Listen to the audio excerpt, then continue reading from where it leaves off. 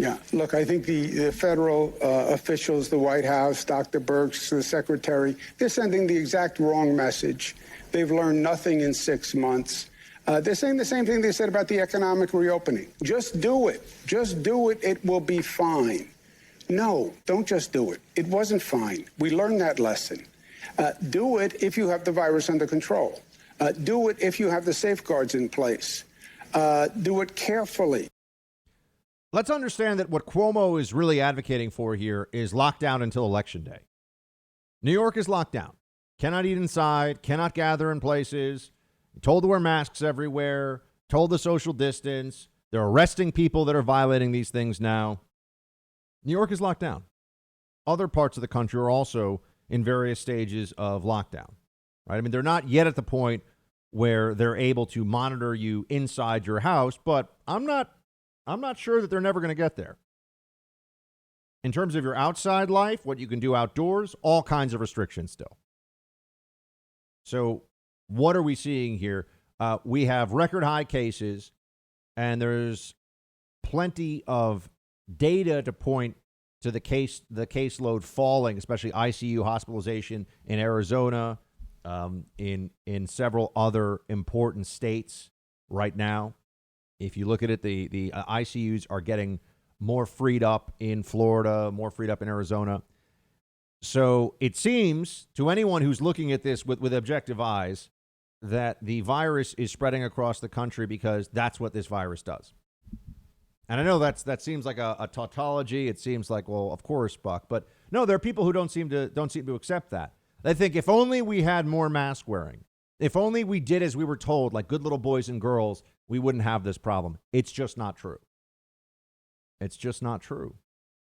The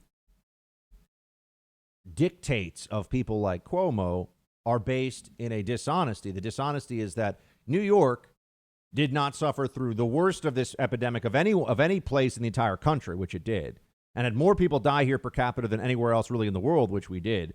So if you're looking at this, what is more likely? That New Yorkers somehow learned over the course of months to all change their individual behaviors perfectly so that the virus would really no longer be a threat here, or that the virus burned through the population of New York so thoroughly that we now have herd immunity against it. What's more likely? I'm here. I can tell you that people were wearing masks the whole time. People have been social distancing the whole time. So what really happened here? And if what Cuomo says is true, if this really is, people, they haven't learned, they haven't listened, they didn't wear a mask. I told them to wear a mask. Why didn't I wear a mask? If that's what happened, the moment that we try to go back to our lives, the virus is going to explode in New York again, right? The moment that we have an actual reopening here, the virus is going to be everywhere. So what are we doing? We all agreed at the beginning of this, or at least we thought we did, that, remember, this was 15 days to slow the spread. We're almost at 150 days to slow the spread. We were told that it was just to get hospital capacity ready. Not a single, you cannot find one case of a person anywhere in the country who was denied care in a hospital in the United States because of lack of resources. Not one time have I seen this. And trust me, when I say it would have been reported on, right? The news would have been all over it. So what is this really? It's all these restrictions to slow the spread. We are just stretching out the spread of this virus and adding maximum economic impact to it and political instability. I'll get into the mail-in ballot issue in a few moments, too. This is where we are right now. What is the answer that is offered by the other side? They never tell us. They act like, if only you listen to. I'm sitting here saying, okay, what are we going to do? Cuomo says until the virus is under control. It's under control in New York and New Jersey. I think because we went through a mass infection, which effectively now is mass inoculation. T-cell and antibody immunity put together, you got a huge reduction in the ability of this thing to spread in New York. That's my belief, and there are plenty of doctors out there who have already said the same thing. Right? There are some areas where we were wrong. We didn't see this coming. I thought that it was going to dramatically drop down in the summertime, the same way that it does with seasonal influenza That didn't happen, right? The spread happened all across the Sun Belt over the summer. So what has happened then, right? And why is it that we didn't know these things? We haven't understood all along how to stop this. The reliance on masks, my friends, in the pandemic of 1918, they were also they were masking everywhere. There were the pro-masking groups in different cities, and everyone was supposed to mask all the time. Do we really believe that that was an effective tactic? I mean, you had millions and millions of people around the world died from the Spanish flu pandemic of 1918. If masking was so effective, it should be. If it was a worthwhile tactic on its own to deal with a pandemic, you would say, why doesn't it bring it to a screeching halt in any area where there's a real outbreak? And then I'd say, well, okay, social distancing, of course, that works. If human beings aren't in contact with each other, they can't spread the virus, but you can't run a society that way. And by mixing these things together, masking and social distancing, well, which one is really effective? You will not find any hard science other than theoretical science, right? We think that this is true, and a lot of people believe it to be true, but you will not find any hard evidence that masking alone will stop the pandemic from spreading. It might slow it a little bit, maybe by 10%, 20%, who knows? But you still have a massive pandemic going all over the country. I mean, I just wish we could have an adult conversation about this because we're all sick of it. I'm sick. I want to talk about, and we will, of course, other topics, other things. But this is it. They think if they can put this all at Trump's feet and have the country locked down and miserable going into the election, we will, the American people will vote for anything that's not Trump in a desperation act. And the desperation candidate is going to be Joe Biden. That's where it is. It's also why the vice presidential pick, which is supposed to happen any day this week, who knows? They might delay it. I mean, people have been asking me, who do I think it's going to be? I think it's going to be Kamala Harris. That's what I think. I think it's going to be Kamala Harris. Media loves her. Remember, Obama picked Joe Biden. So it's like, and everyone was kind of like, really? Adding his foreign policy credentials to the Obama ticket? Yeah, right. But, there's really, it just comes down to a pretty small circle of people that'll really, in the end, make this decision. The media loves Kamala Harris. She, checks a lot of boxes that the Democrats want checked, and that's it. I don't think these other names that are being put out there, Bass out of California, Lance Bottoms in Atlanta and Georgia, these are mayors. I think or at least Bottoms is a mayor. I don't think that that's likely to happen. But this is a more consequential. I could be wrong, by the way. So who knows, right? I mean, the libs are crazy. Who knows what they're going to do? I do think it's. Well, here, maybe Atlanta Mayor Bottoms is, in fact, higher up in the running because she's willing to just take every opportunity to trash Trump. So that's one way to get in the good graces of the Democrat Party. Play three. What do you think about when President Trump says he personally has done more for Black Americans than anyone else? He's delusional.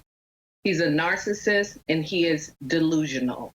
The only person that believes that is him. He's done nothing for African Americans in this country. And to speak that in the same sentence as speaking of John Lewis is almost blasphemous. Oh, okay. So, Trump did have the lowest African-American unemployment, I believe, ever measured in this country under his presidency. So to say that he did nothing for the African-American community, I think that's clearly not true. If you're going to give presidents credit for things, they're certainly giving them all the blame for COVID now. I think he should get credit for other milestones and things that happen on the upside. But this vice presidential pick is more consequential than they usually are because we all know that Biden, he says he's going to be a one-termer, and I think he's going to be even less than a one-termer. And it makes, I've walked you through this analysis, that all lines up. He gets to be a hero. They don't need him there. He has no great leadership skills or qualities that they really want. He's just a placeholder so that they can get those swing voters in the purple states they need to win to come out and vote Democrat. And then they'll hand it off to somebody who's a more of a leftist. Now, Kamala Harris is a transactional liberal. I mean, she's somebody who does what she has to do to work her way up the ladder of power. And so that may keep her from being quite as radical as some of the others out there. But I don't think that that's really the case anymore. You know, the old Democrat Party had the Hillary Clinton style Hillary Clinton style pragmatism of pay me and, you know, I'll do whatever you want me to do. Right. I mean, it's what's best for the Clinton individual brand. And that keeps it from being too socialist, too Marxist, a little too crazy. She was a progressive and a leftist, no question. But, you know, she was a leftist that wanted to get paid. Right. She was a leftist that believed in the power of the dollar. And you look at and I think that all leftists at some level do. They want it for themselves and not for others. But Hillary was somebody that, look, you could buy her off, and so that created some degree of predictability. I think the left today wants to go with somebody that is willing to go scorched earth against the other side. And that's why you see all this analysis now about what happens if a Democrat wins this election. And they're saying this increasingly. They're more open about this than they had been in the past. They'll say things like they're going to pack the Supreme Court. They're going to add statehood for D.C. and for Puerto Rico and try to pack the Senate against the Republicans, because those are two places that'll be Democrat until kingdom come. I mean, they'll be Democrat strongholds forever.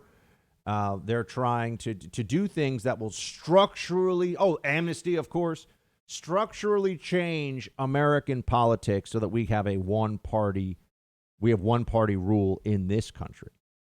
That is all on the table for the Democrats. And I think the mainstream Democrat Party would go along with that now. They have corporate America in their back pocket. They have the academy, colleges, universities, Hollywood, 95% of the news media. They have all of that to bring to bear. The only thing that stops them from getting their way is that most Americans are like, I don't really want to live in a socialist hellhole where I'm being lectured on social justice nonsense all the time, and people are just constantly being micromanaged and hectored into oblivion. I mean, we're just going to live in a state of endless nagging if Democrats get their way. I mean, that's really what it is. To be a modern liberal, to be a leftist today, you know, a Democrat who's really committed to the cause, you just want to nag and undermine and just annoy the crap out of everybody who wants to just live their life, make their own choices, and have some basic rights protected and be left the hell alone. That's all they really want. Democrats hate that. That is their kryptonite.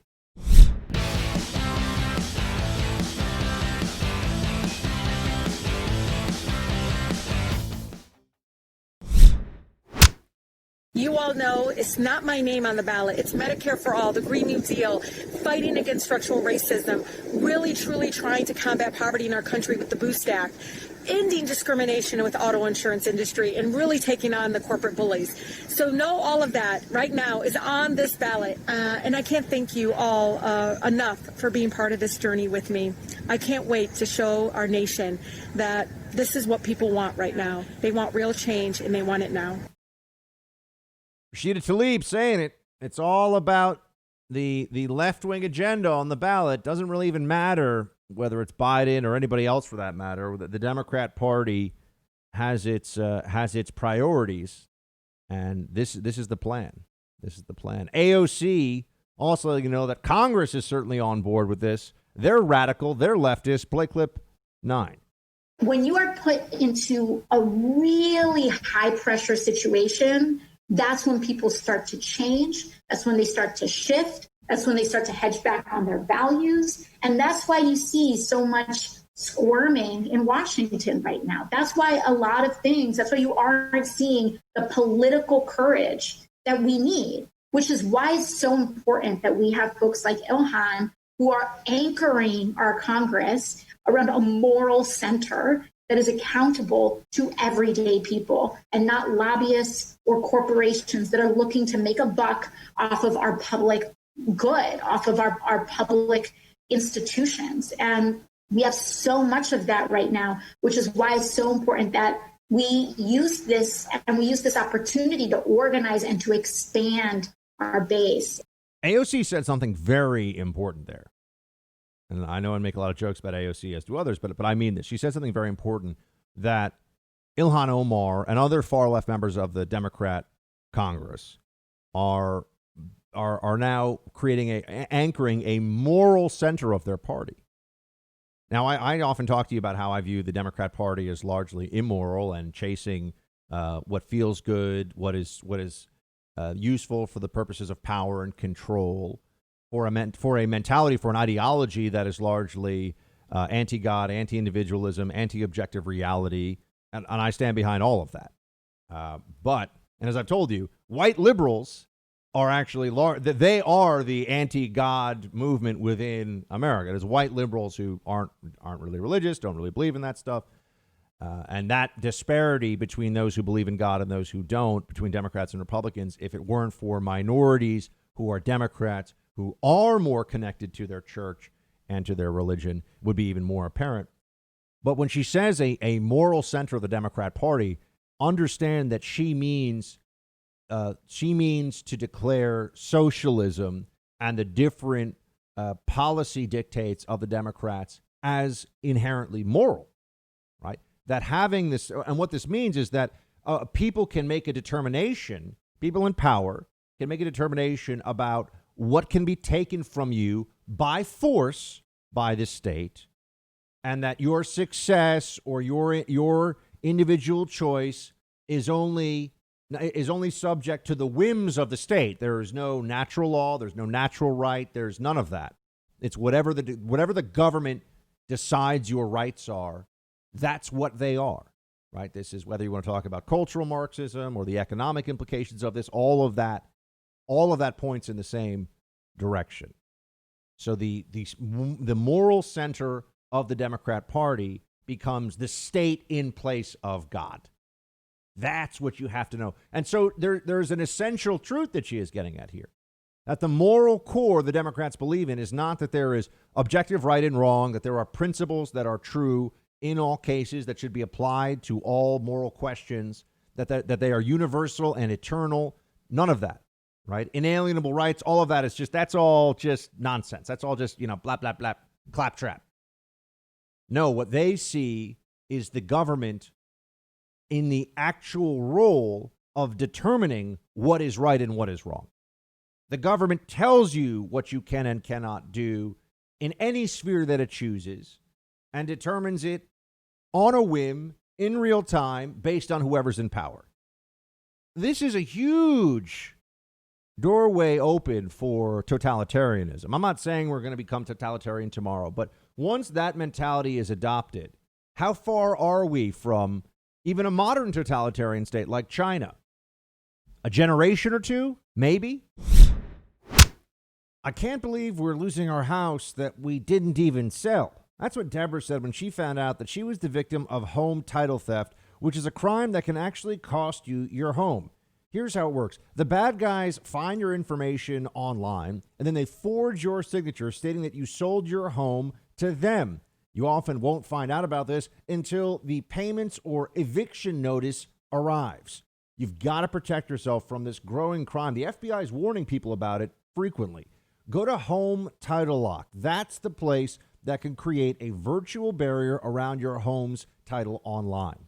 In fact, if you go to HomeTitleLock.com and use promo code BUCK right now, you can get 30 free days of protection.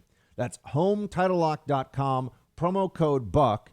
That'll get you 30 free days of protection. You can also check to see if you're already a victim of this crime and don't even know it yet. Take action, take precautions today. HomeTitleLock.com. Again, HomeTitleLock.com, promo code BUCK.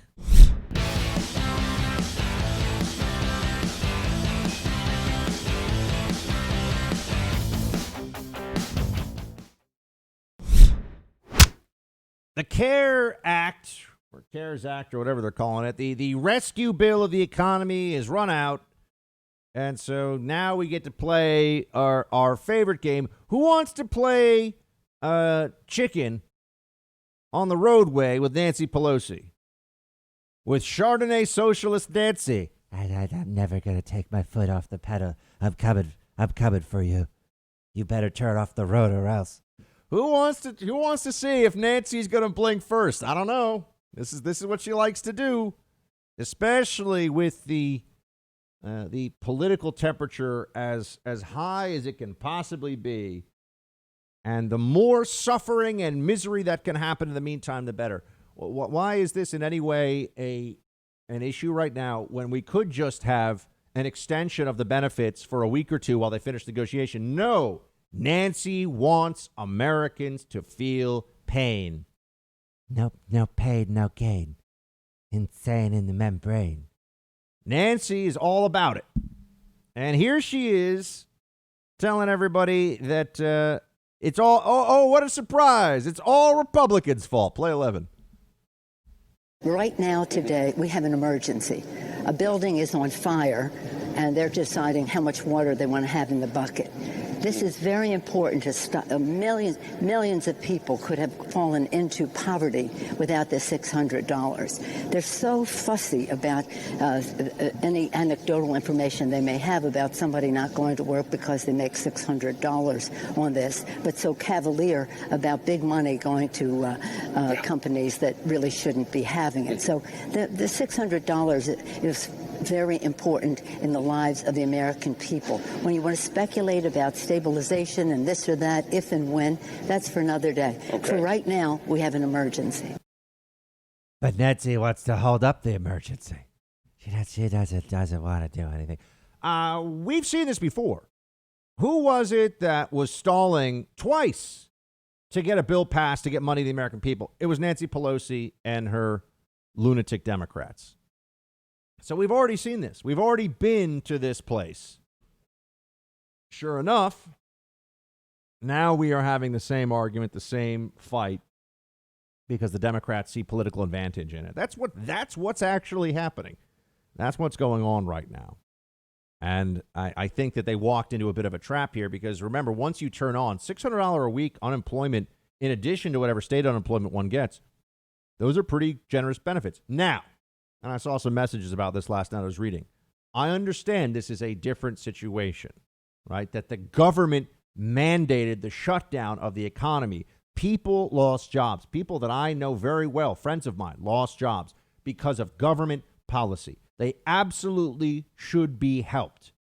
They have been paying their taxes, paying into these state insurance programs for unemployment for exactly this reason. So I am not, this is not people are just all living fat and happy and not caring. And no, not at all.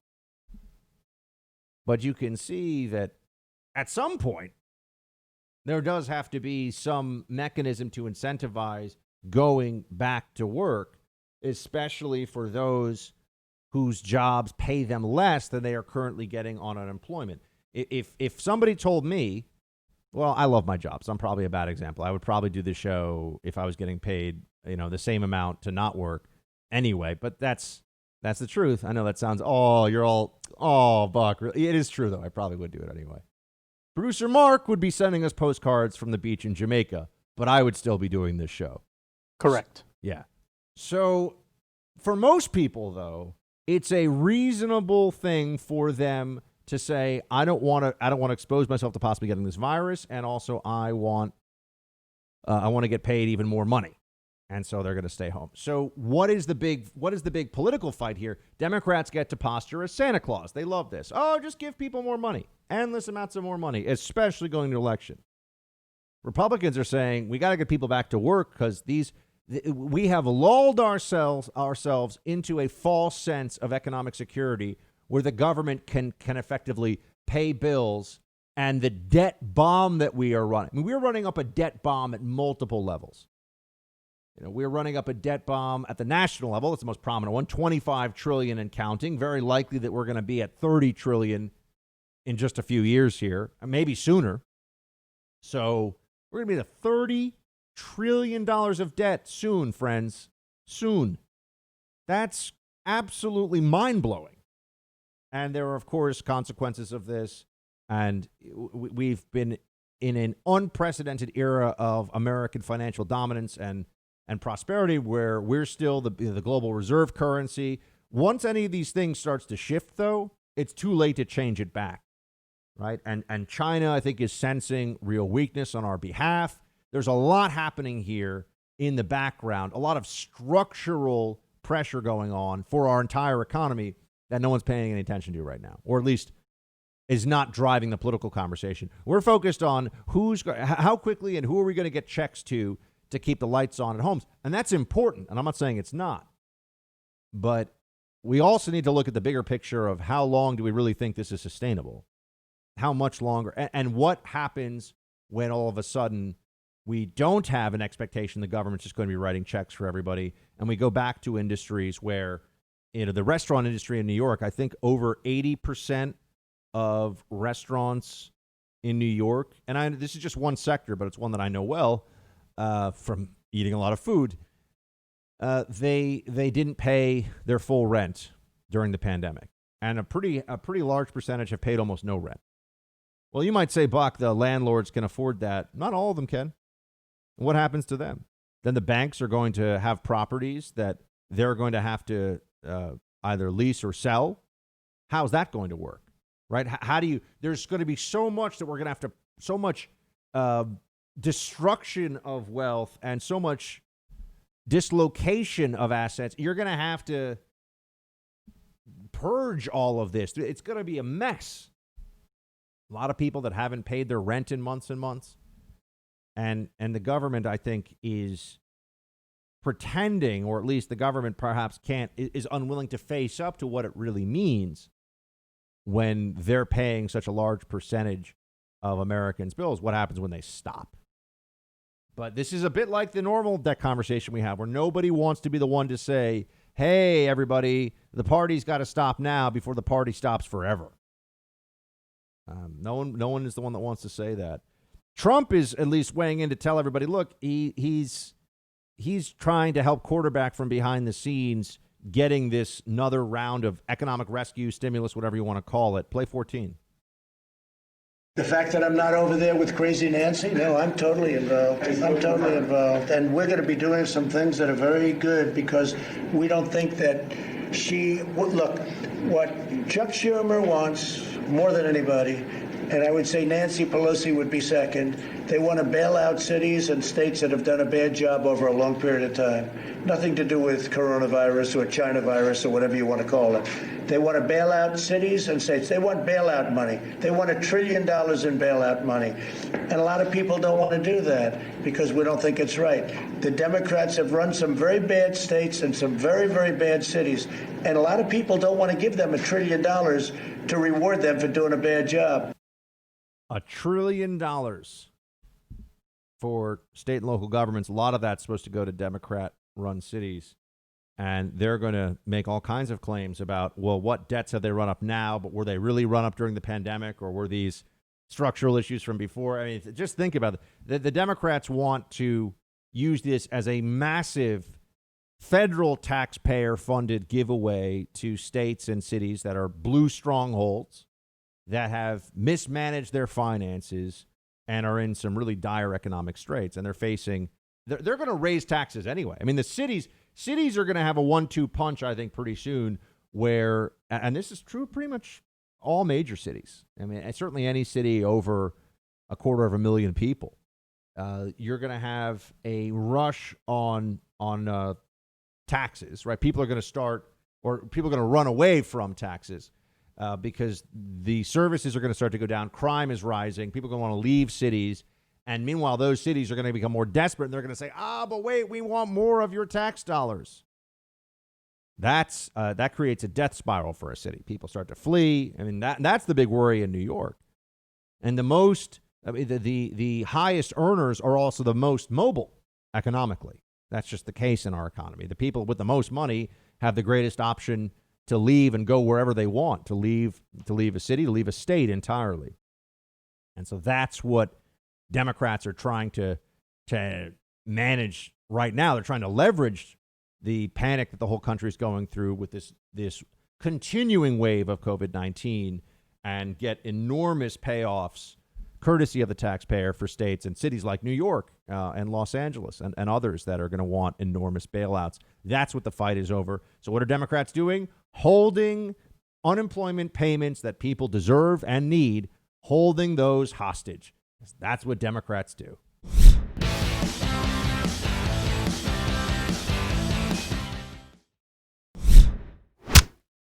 Under my administration, African Americans were doing better than they had ever done in the history of this country. So I did a lot. Job numbers, all of the money. They had money. They were getting great. Their percentage was up. Their housing ownership was up. They did better than they've ever done until we got hit. And now, you know what we're doing? I'm building it up again. We're going to have it. Next year will be a great year, unless it's screwed up by somebody that doesn't know what he's doing, which could happen, but I don't think it will. He's saying Joe Biden's not going to know how to get the economy up and running. I think that's definitely the case. What do Democrats think is going to make us all wealthier and better off? More government spending. Just have the government spend more money. Tax people more and spend more money.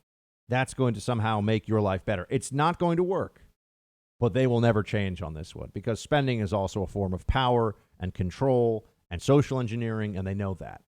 So that's going to be the plan. That's what they're going to do. That's why they're so they're so invested.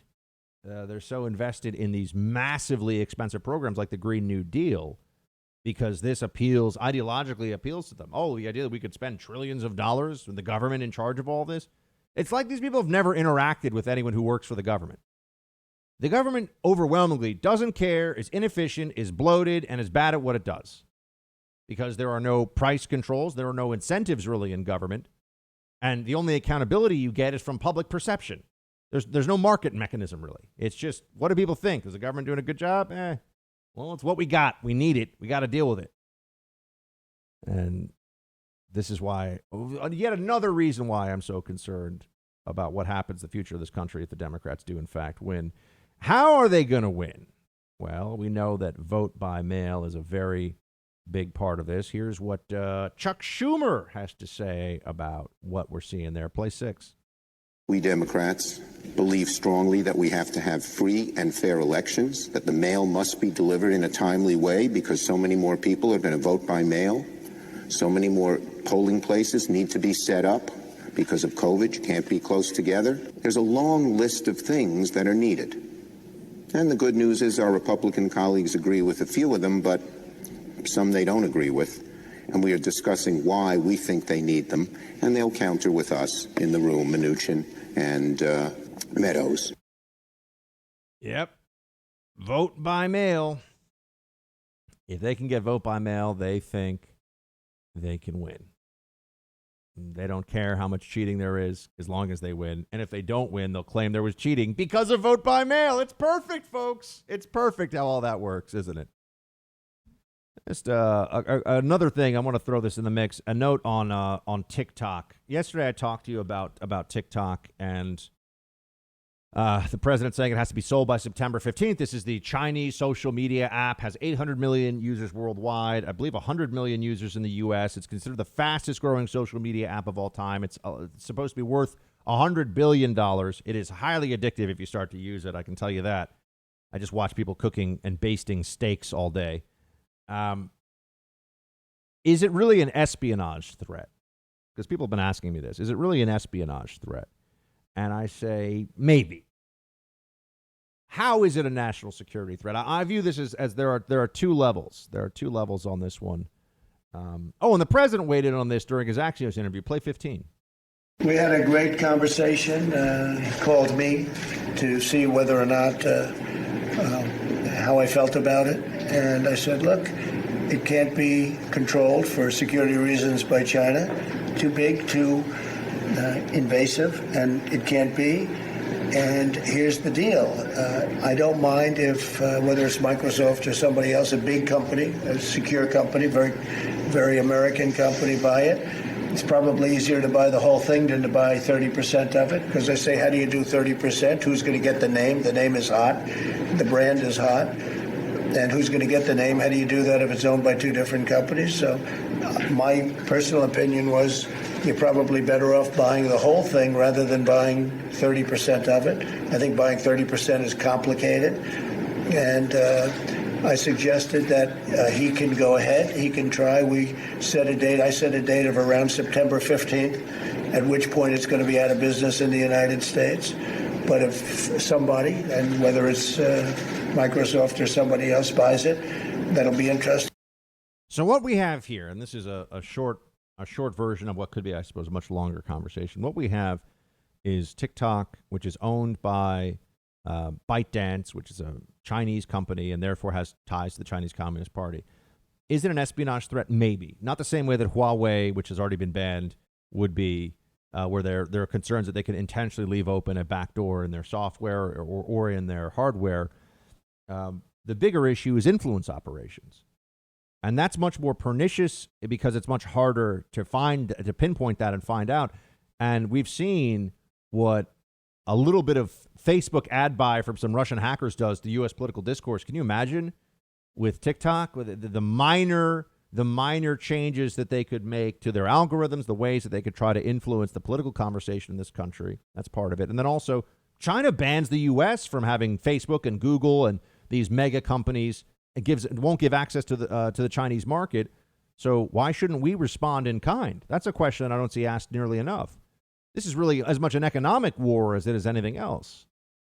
And perhaps now there's a greater understanding, thanks to President Trump, about this as a new digital Cold War that we are in, an online Cold War, if you will, against the Chinese Communist Party. And TikTok is caught up in the middle of that.